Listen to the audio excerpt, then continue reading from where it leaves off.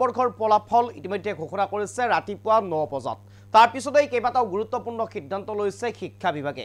শিক্ষা বিভাগৰ ফালৰ পৰা কোৱা হৈছে এইবাৰ উচ্চতৰ মাধ্যমিক চূড়ান্ত বৰ্ষৰ পৰীক্ষাৰ ফলাফল যিসকল শিক্ষাৰ্থীয়ে ইতিমধ্যে সফলতাৰে উত্তীৰ্ণ হৈছে এই শিক্ষাৰ্থীসকলে এইবাৰৰ পৰা লাভ কৰিব এখনেই মাৰ্কশ্বিট আৰু চাৰ্টিফিকেট, অৰ্থাৎ মাৰ্কশ্বিট চাৰ্টিফিকেট কাম মাৰ্কশ্বিট এখনতেই সকলো উপলব্ধ হ'ব। ইয়াৰ পূৰ্বে দুখনকৈ আছিল, এখন চাৰ্টিফিকেট আছিল, এখন মাৰ্কশ্বিট আছিল, কিন্তু এইবাৰ তেনেকুৱা নহয়। এইবাৰ শিক্ষাৰ্থীসকলে লাভ কৰিব এখনেই, য'ত থাকিব চাৰ্টিফিকেট কাম মাৰ্কশ্বিট। ওপৰ পিনে চাৰ্টিফিকেট থাকিব, তলৰ পিনে মাৰ্কশ্বিট থাকিব, এখনেই লাভ কৰিব।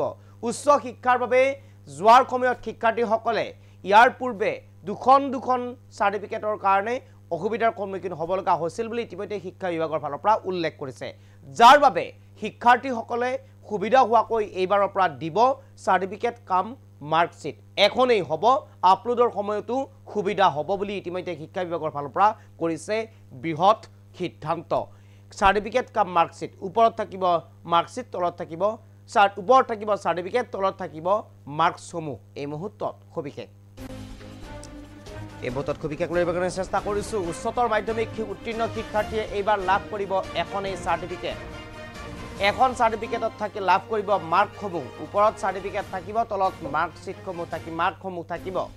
আৰু ইতিমধ্যে ইয়াৰ পূৰ্বে দুখনকৈ আছিল বাবে শিক্ষাৰ্থীসকলে অসুবিধাৰ সন্মুখীন হোৱা বুলি উল্লেখ কৰিছে শিক্ষা বিভাগে, যাৰ বাবে এনেধৰণে এইবাৰ সিদ্ধান্ত গ্ৰহণ কৰিছে শিক্ষা বিভাগৰ ফালৰ পৰা।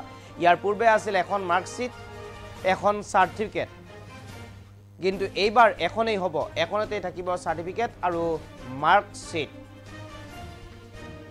শিক্ষা বিভাগৰ ফালৰ পৰা লৈছে এই সিদ্ধান্ত। ইতিমধ্যে এই কথা ঘোষণা কৰিছে ৰাজ্যৰ শিক্ষা বিভাগৰ ফালৰ পৰা।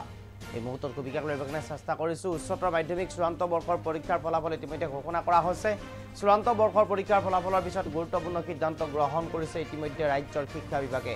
এইবাৰ এখনেই চাৰ্টিফিকেট কাম মাৰ্কশ্বিট থাকিব, এখনেই থাকিব, এখন চাৰ্টিফিকেট লাভ কৰিব আৰু সেইখনতেই মাৰ্কশ্বিটটো তলৰ পিনে থাকিব। ইয়াৰ পূৰ্বে দুখন আছিল, এখন চাৰ্টিফিকেট আছিল, আনখন মাৰ্কশ্বিট আছিল, কিন্তু এইবাৰ ছাত্ৰ ছাত্ৰীৰ শিক্ষা সুবিধাৰ্থে, শিক্ষাৰ্থীসকলৰ সুবিধাৰ্থে উচ্চ শিক্ষাৰ বাবে যোৱাৰ সময়ত যাতে কোনো ধৰণৰ তেওঁলোকৰ অসুবিধাৰ সন্মুখীন নহয়, অথবা উচ্চ শিক্ষাৰ বাবে তেওঁলোকে আবেদন কৰাৰ সময়ত যাতে কোনো ধৰণৰ অসুবিধা নহয়, দুখনকৈ যাতে তেওঁলোকে ডকুমেণ্ট নথি তেওঁলোকে আপলোড কৰিবলগীয়া যাতে নহয়, তাৰ প্ৰতি লক্ষ্য ৰাখি ইতিমধ্যে শিক্ষা বিভাগৰ ফালৰ পৰা লৈছে এই গুৰুত্বপূৰ্ণ সিদ্ধান্ত। এখনেই চাৰ্টিফিকেট, এখনেই মাৰ্কশ্বিট, অৰ্থাৎ চাৰ্টিফিকেট কাম মাৰ্কশ্বিট, ওপৰ পিনে থাকিব চাৰ্টিফিকেট, তলৰ পিনে থাকিব মাৰ্কছসমূহ। আৰু এই সিদ্ধান্ত ইতিমধ্যে লৈছে ৰাজ্যৰ শিক্ষা বিভাগে। এই মুহূৰ্তত শিক্ষা বিভাগৰ মন্তব্য আছে, আমি শুনাব বিচাৰিছোঁ। চাৰ্টিফিকেট কাম মাৰ্কশ্বিট আমি এতিয়া ই মাৰ্কশ্বিট চব ডাউনলোড হৈ আছে, আৰু লগতে এই গোটেই পৰীক্ষাৰ ৰিজাল্টছৰ ডাটা আমি হায়াৰ এডুকেশ্যনত ডিজিলকাৰত গুচি যাব। গতিকে হায়াৰ এডুকেশ্যনত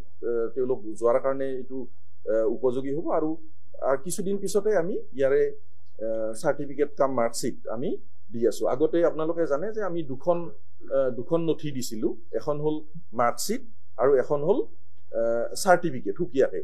কিন্তু আমাৰ যেতিয়া ল'ৰা ছোৱালীবিলাক বাহিৰত পঢ়িবলৈ যায়, এই দুখন যদি নথি থাকে তেওঁলোকে বাহিৰৰ ছাইটবিলাকত আপলোড কৰিবলৈ তেওঁলোকৰ অসুবিধা হয়। সেইকাৰণে আমি HSSC কৰাৰ দৰে ইয়াতো এইবাৰ প্ৰথমবাৰৰ কাৰণে আমি এখন নথি কৰি দিছোঁ, যিখন চাৰ্টিফিকেট কাম মাৰ্কশ্বিট হ'ব। গতিকে এতিয়া আমাৰ শিক্ষাৰ্থীৰ কাৰণে এইটো উপযোগী।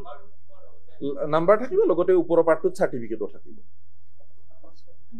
মাৰ্কশ্বিট আমি এতিয়া ই মাৰ্কশ্বিট চব ডাউনলোড হৈ আছে, আৰু লগতে এই গোটেই পৰীক্ষাৰ ৰিজাল্টছৰ ডাটা আমি হায়াৰ এডুকেশ্যনত ডিজিলকাৰত গুচি যাব। গতিকে হায়াৰ এডুকেশ্যনত তেওঁলোক যোৱাৰ কাৰণে এইটো উপযোগী হ'ব, আৰু কিছুদিন পিছতে আমি ইয়াৰে চাৰ্টিফিকেট কাম মাৰ্কশ্বিট আমি দি আছোঁ। আগতে আপোনালোকে জানে যে আমি দুখন নথি দিছিলোঁ, এখন হ'ল মাৰ্কশ্বিট আৰু এখন হ'ল চাৰ্টিফিকেট সুকীয়াকৈ। কিন্তু আমাৰ যেতিয়া ল'ৰা ছোৱালীবিলাক বাহিৰত পঢ়িবলৈ যায়, এই দুখন যদি নথি থাকে তেওঁলোকে বাহিৰৰ ছাইটবিলাকত আপলোড কৰিবলৈ তেওঁলোকৰ অসুবিধা হয়।